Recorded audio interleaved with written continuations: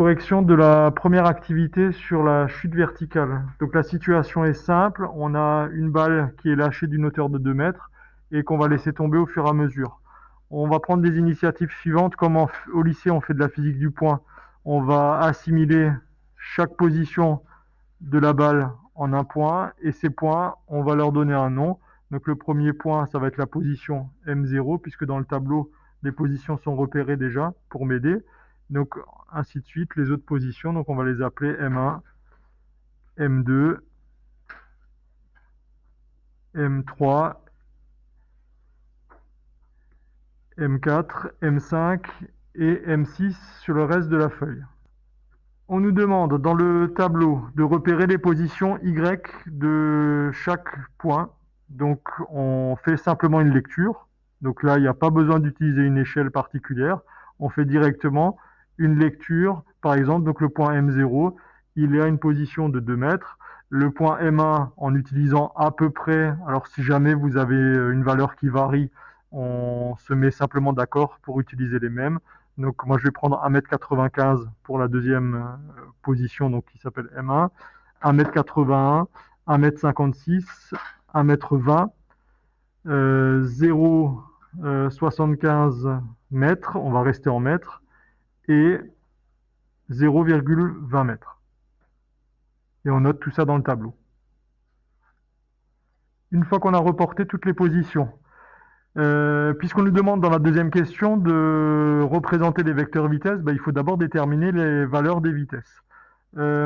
Pourquoi y a-t-il une croix ici pour la vitesse V6 du position M6? C'est parce que, vous vous souvenez, la définition de la vitesse, c'est on va regarder le point d'après et le point d'avant. Or là, on n'a pas de point après, donc on ne peut pas la déterminer. Donc logiquement, on pourrait tout de suite se dire que eh bien, le premier point non plus, je ne peux pas le déterminer. Donc si vous mettez une croix dans la première case, on va dire que physiquement, ce n'est pas un problème parce que je n'ai pas de point avant, donc je ne peux pas déterminer cette valeur.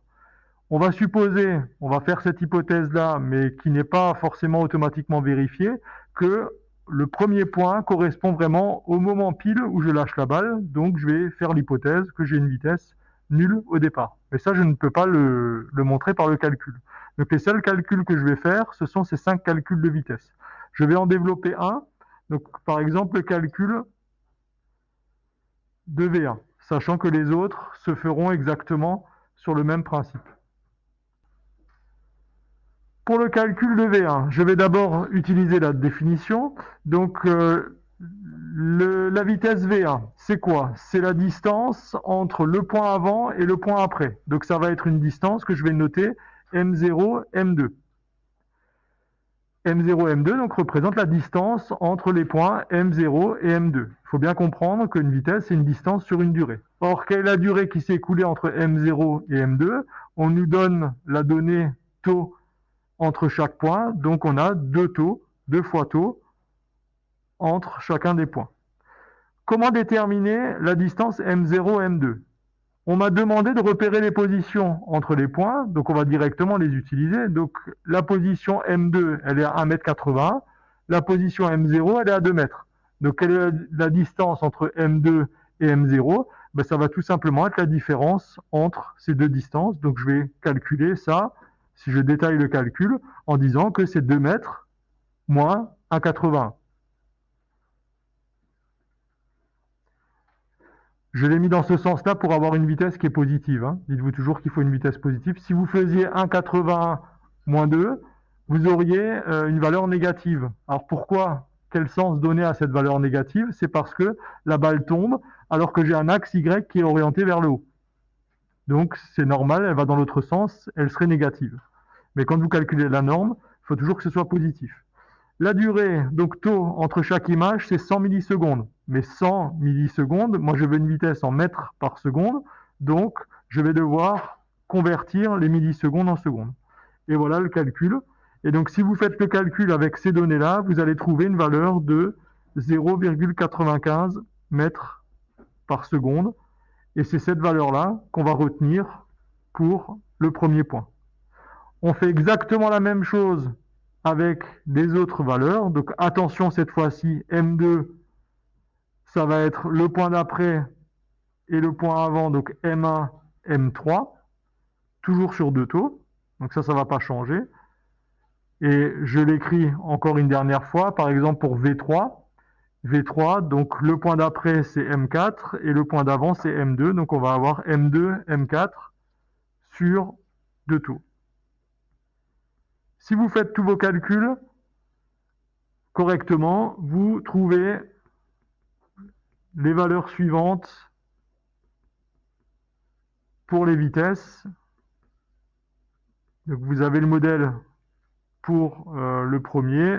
Je redétaille peut-être la deuxième vitesse.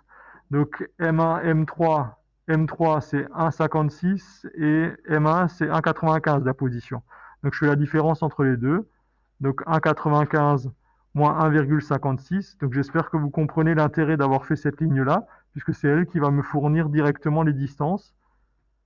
Et je divise toujours par deux fois 100 millisecondes. Et donc on retrouve par le calcul les valeurs suivantes, et ainsi de suite pour les autres.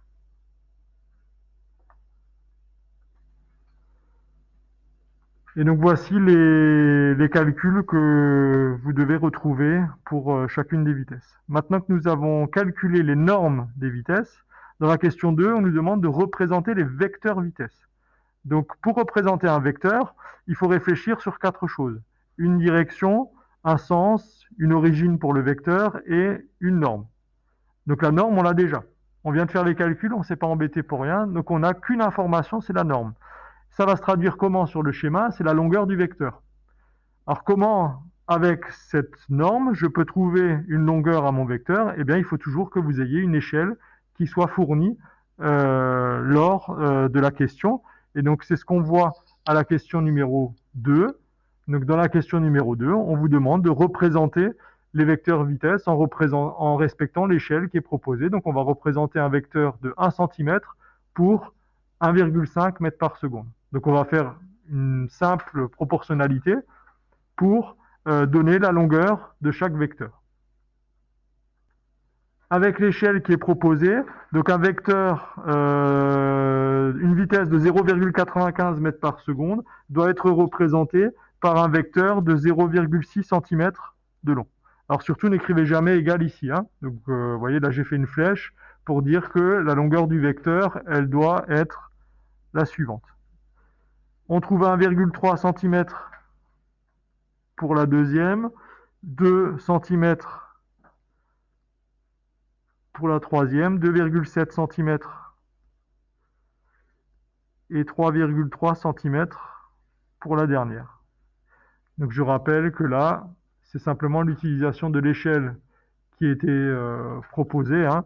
Donc la proportionnalité, elle est tout simplement, on va bien la noter. Hein. Ici, je sais que 1 cm doit correspondre à 1,5 mètres par seconde. Et moi, à chaque fois, je me pose la question, 0,95. Donc, je vais faire 0,95 fois 1 divisé par 1,5 et j'obtiens mon résultat qui est là. Et donc, je peux retraduire ça, vous voyez, avec cette équivalence. Et c'est bien cette échelle-là que j'ai utilisée. Et je la reproduis après. Je le répète, surtout pas de signe égal. Hein. Si vous voulez mettre des mots, vous pouvez dire représente, correspond, mais surtout pas égal. Parce que le signe d'égalité en mathématiques, c'est quelque chose de très particulier. Maintenant qu'on a cette information-là, il ne nous reste plus qu'à représenter. Donc, par exemple, la vitesse V1. Si je détaille, son origine, elle va être où? Elle va être au point M1. Donc, je sais que mon vecteur, il doit partir de M1. La direction et le sens, on sait que la chute verticale va se faire selon la verticale, vers le bas. Et donc, je sais que j'ai un vecteur qui doit faire 0,6 cm de long. Donc, quand je vais passer au vecteur, on va le détailler en dessous, il faut que je sois capable de donner ces caractéristiques-là. Donc, je vais faire l'exemple avec le premier vecteur. Donc, ça s'appelle les caractéristiques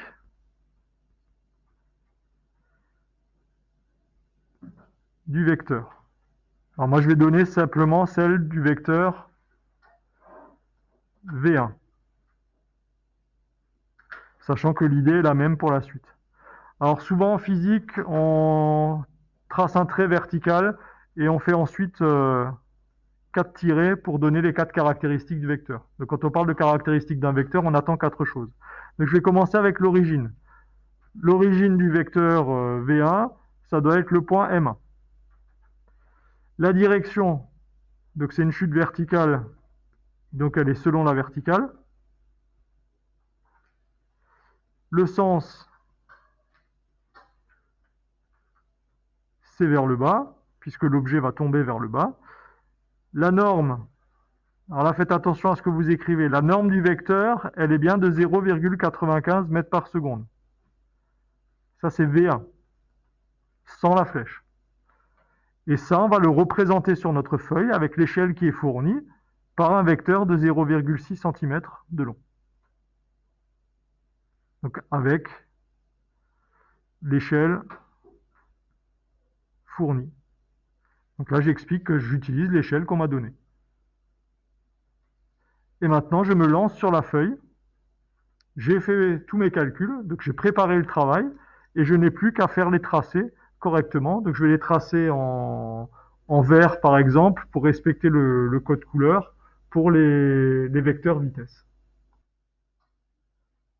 Maintenant qu'on a fait les calculs, on peut se lancer à tracer les vecteurs. Donc le premier vecteur, vitesse M0, la vitesse est nulle, donc je ne trace rien. Un vecteur nul, ça ne se représente pas. La vitesse V1, donc la vitesse V1, donc ça je sais que ça doit faire 0,6 cm. Donc l'origine, c'est le point M1. Donc je vais commencer en M1. Je vais tracer un trait de 0,6 cm de long. Je vais m'arrêter, donc le bout de la flèche doit être à 0,6.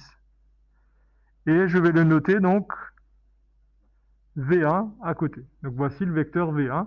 Donc la flèche montre quoi? Montre que l'objet va avoir une vitesse qui l'emmène vers le bas. Donc ça paraît logique. M2, je continue.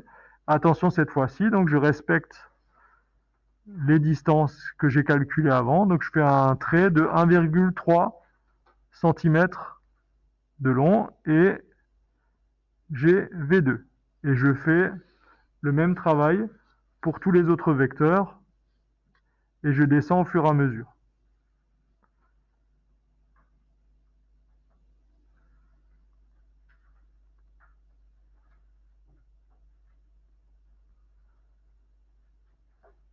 Appliquez-vous sur le tracé de ces vecteurs parce qu'on va les réutiliser après. Donc plus ils seront tracés correctement, et mieux ce sera.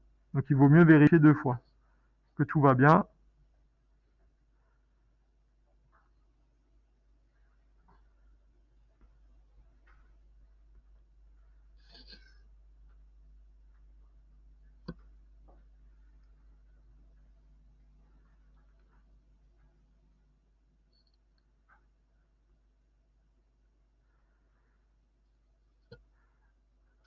Maintenant que j'ai tracé ces vecteurs, je prends un petit peu de temps déjà pour les décrire. Donc je vois que j'ai un mouvement rectiligne. Je vois que le mouvement rectiligne n'est pas uniforme puisque les vecteurs vitesse ne sont pas constants. Vous voyez que la longueur augmente au fur et à mesure. Alors ils ont la même direction, ils ont le même sens, mais ils n'ont pas la même norme. Donc on a des vecteurs vitesse qui ne sont pas constants. Donc on a un mouvement qui a priori, donc on voit que la vitesse augmente au fur et à mesure. On va appeler ce mouvement rectiligne accéléré. Donc ça c'est ce qu'on peut voir directement.